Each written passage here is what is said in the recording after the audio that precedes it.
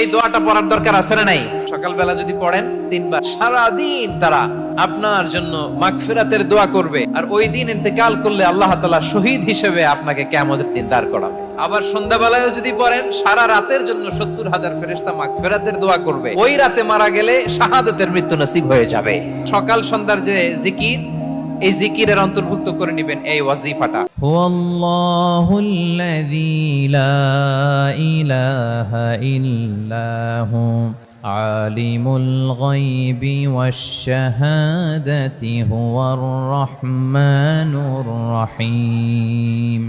والله الذي لا إله إلا هو الملك القدوس السلام المؤمن المهيمن العزيز الجبار المتكبر سبحان الله عما يشركون هو الله الخالق البارئ المصور له الأسماء